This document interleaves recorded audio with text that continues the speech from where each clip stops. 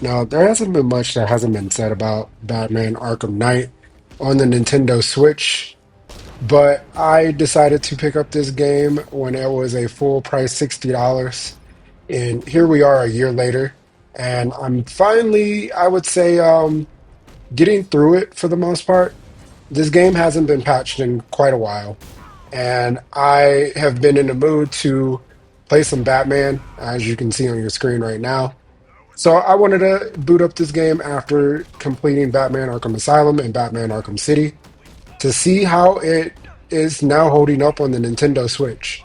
So with that out of the way, ladies and gentlemen, if you like what I do here on JT's Core Crystal, please hit that bell notification, subscribe to the channel, stay tuned for all the action that we have coming your way as we gear up for the next generation of Nintendo consoles coming in 2025, more than likely.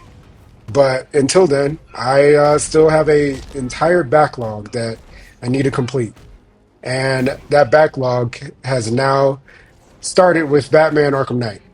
I wanted to boot up this game, give it a fair shot on the Nintendo Switch. I originally played this game on the PS4 back in 2015 when it originally launched. And this version compared to that version, it's a comparison for sure. But for the most part, in all honesty, if the Nintendo Switch is your only option to play this game in 2024, and if it's a game that you honestly haven't tried yet or should try, I can say, yeah, the Switch version holds up okay. It's not going to compare to the PS4 version or even with, some of the next gen upgrades that the PS5 and the Xbox Series has, but it's a pretty decent port all around. Now, might not be the prettiest game out there on the market, but you can get all three of these games for as low as 29.99 from what I've seen here recently. And I would say that's a pretty good get. Now, Batman Arkham Trilogy, in my personal opinion, should have launched with Arkham Origins instead of Arkham Knight. In fact, I think all the people that bought the Arkham Trilogy at a full $60, a way to compensate those people is to go back and say, hey, we noticed that you paid 59.99 retail for this game. Here's Batman Arkham Origins. Like upgraded port, maybe upgraded controls, higher resolution, better frame rate.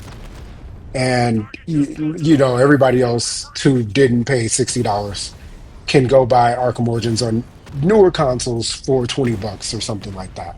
I think that'd be a pretty good get. Because in all honesty, I would love to see Arkham Origins come back.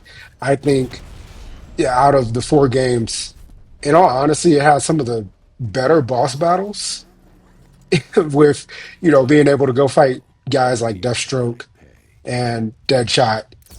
And I think Troy Baker actually did a really good job as the Joker in that game as well. And he's been knocking it out of the park for his entire career. Let's just be completely honest. And the guy is now Indiana Jones for crying out loud. He's, the man of a million voices. But that aside, talking more about Batman Arkham Knight, on the Switch, it does run at 30 FPS with some dips here and there. When you are engaged in some of the more intense vehicular combat with the Batmobile, then you can notice some of those frame rate dips. Now, for me, like, I only game on the Switch. I don't have another console to really compare it to. It was one of those things where it didn't really like bother me all that much for the most part. I was able to play just fine and not really like have too many issues whatsoever. I didn't have any clipping through the screen or any crashes, things of that nature that I know when the game first launched, it definitely had some of those issues. Now, playing it in December of 2024, an entire year after it's now released, it's I wish I would have waited this amount of time because while I did get into the action with Batman Arkham Asylum on day one, and then I waited a couple of months before I went into Arkham City. I played a little bit of it in the beginning, and then I was like, okay, like I just beat Asylum. Let me give this a little bit more time before I jump into the next three games. And I tried out all three games in the beginning just to see how they ran.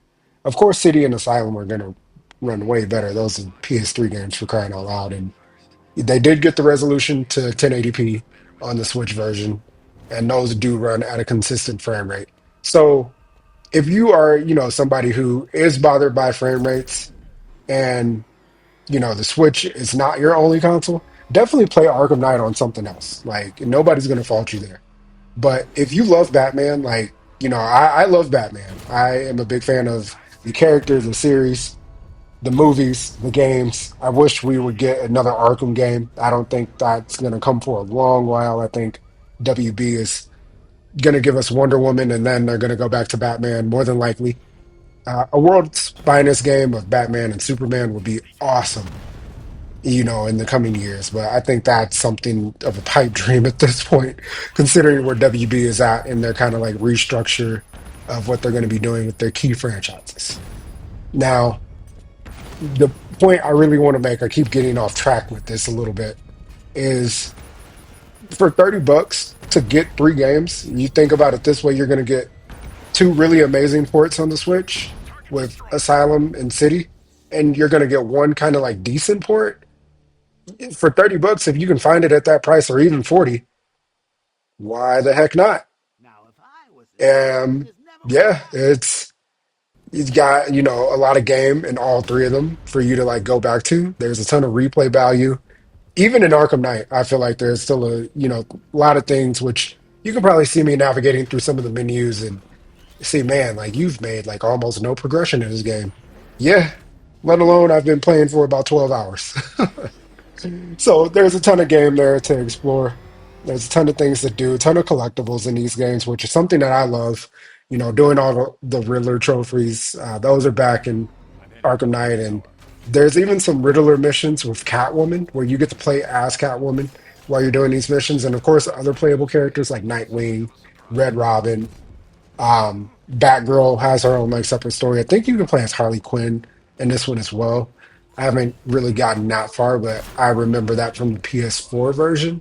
There was some DLC that lets you play as Harley, which was pretty cool as well. That you don't play as what was that game that came out earlier this year? Suicide Squad. You don't play that version. You play, a more grounded street level version of Harley Quinn and the other characters as well. And they all have their own unique play styles, which they all play great. It's something that I really, enjoy. I wish Deathstroke was also in this game. He might be. I could be missing that, but I'll get there when I get there. But aside from all that, this has been the video. Like I said, if you like what I do here on the Core Crystal channel, please give me a sub. Like I said, hit that like button, comment, because comments do help the algorithm. And, I'm still doing the $10 giveaway here at the end of the month if we can reach 100 subscribers.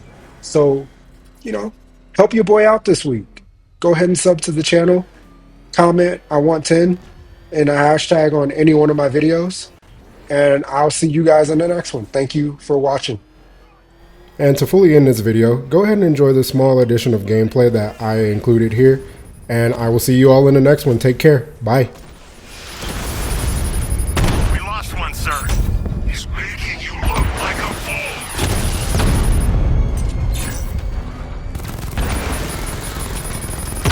Target strike.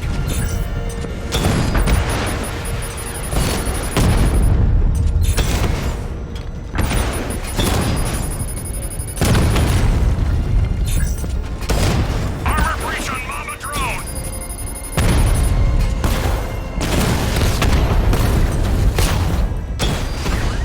Alpha target flanked.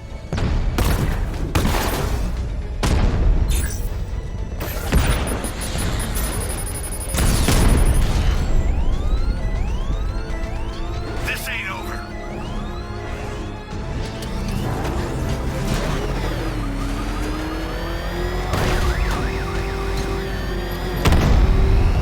Drones engaging. Make it go.